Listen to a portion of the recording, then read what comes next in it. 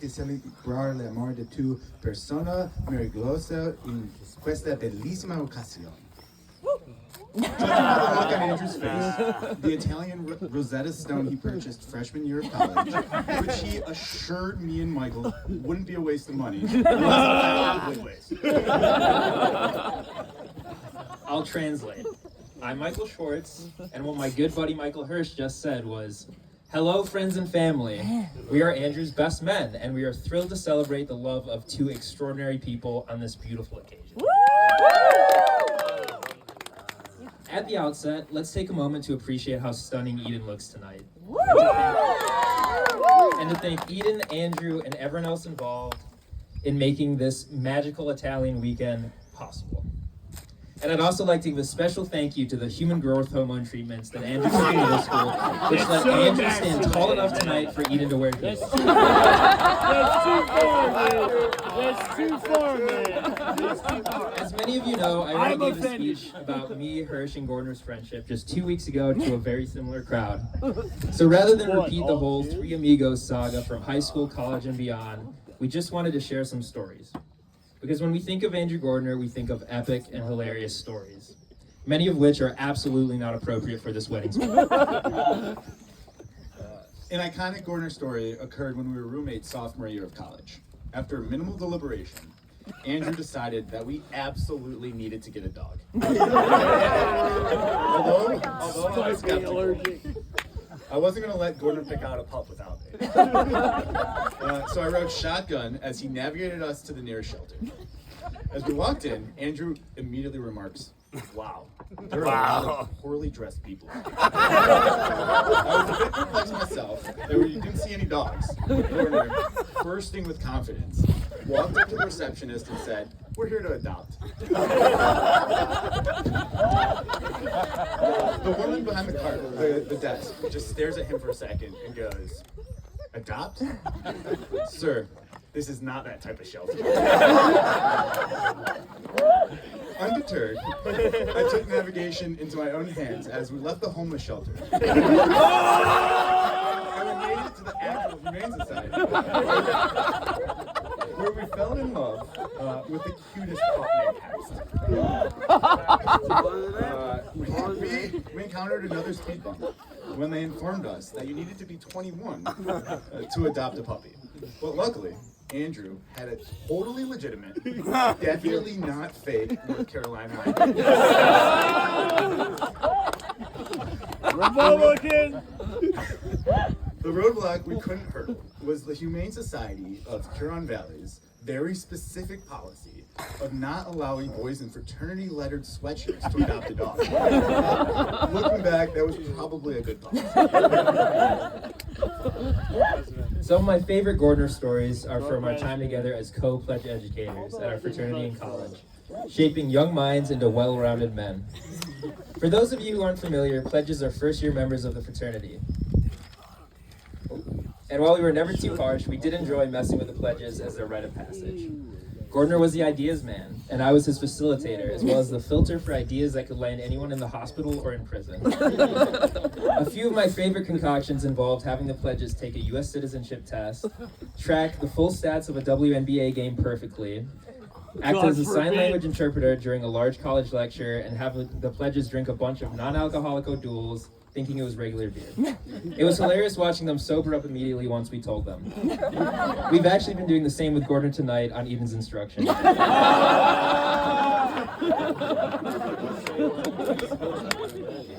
also recall a few other fond memories. A Las Vegas-themed party in college, where Gordner dressed as a minister and drunkenly married fraternity boys and sorority girls the entire night. Gordner going through airport security on our way to spring break, wearing only a Left Shark costume from Katy Perry's Happy.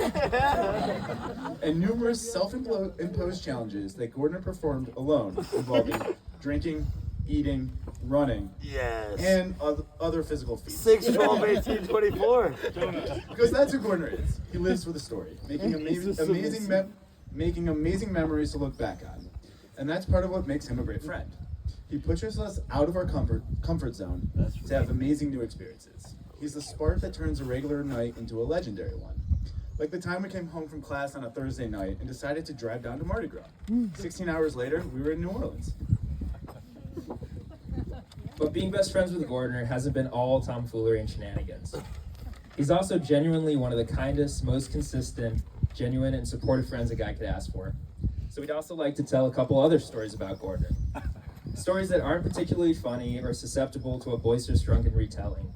Stories that might be somewhat more mundane, but are equally, if not more, important to us. Like the countless times Gordner has been there for us, being a confidant, someone we both feel like we can tell anything to, and always being there to cheer us up with as many Coors Lattes as it takes. Gordner's that one friend I always find myself leaving a party or a bar to take a long walk with as an intermission, just talking about life and whatever is giving us anxiety at the time. And I always feel so much better for getting that stuff off my chest. Gordner, you've talked me off so many ledges, helping me feel sane when I'm feeling crazy, and I don't just mean by comparison.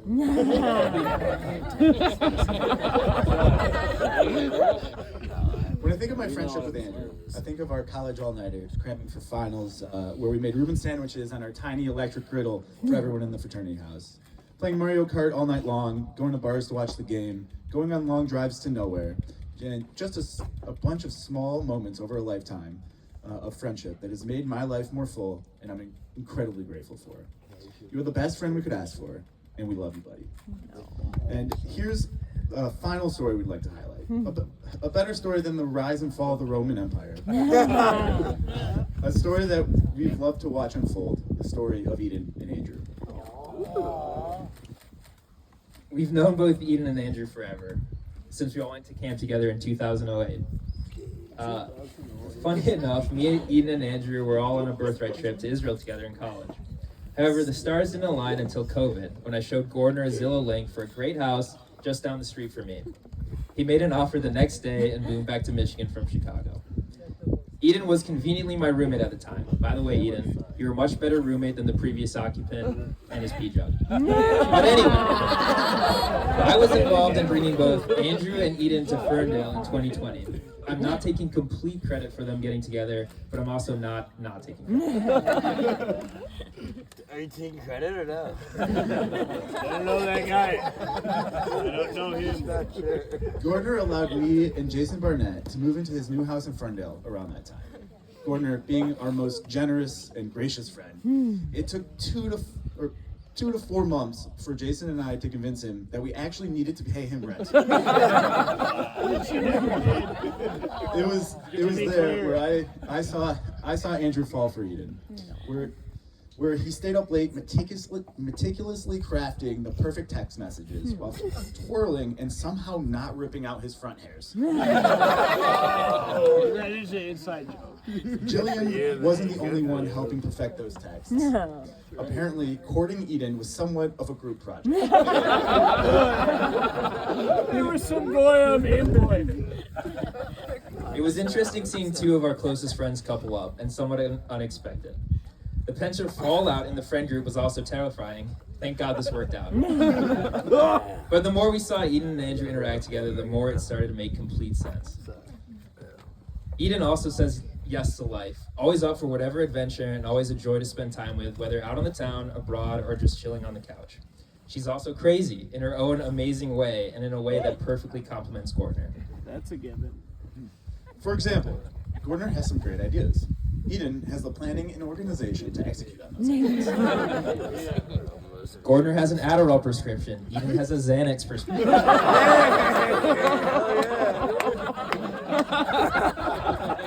Who has the Ozempic prescription?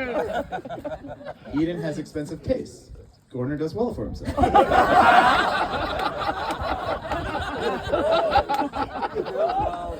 And somehow the things that stress Eden out, Gordner is level-headed about, and the stuff that stress Gordner out, Eden helps calm him down about. They're like the yin and yang of Jewish neuroticism, and the two of them together add up to more than the sum of their parts, which is amazing because they both have incredible parts.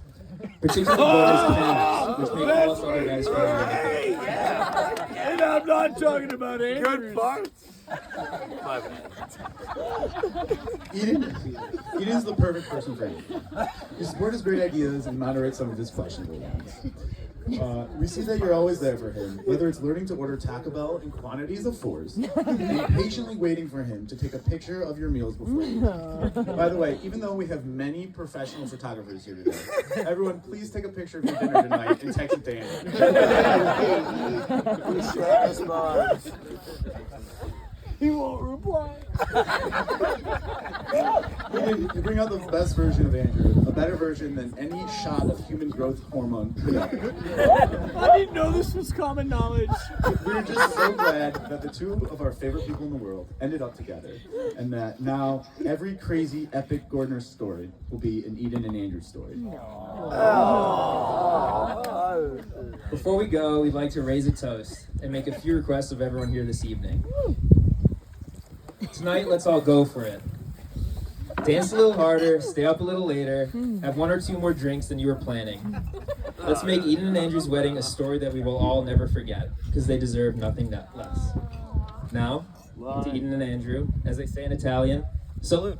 You guys are legends. You guys are legends. You two are legends.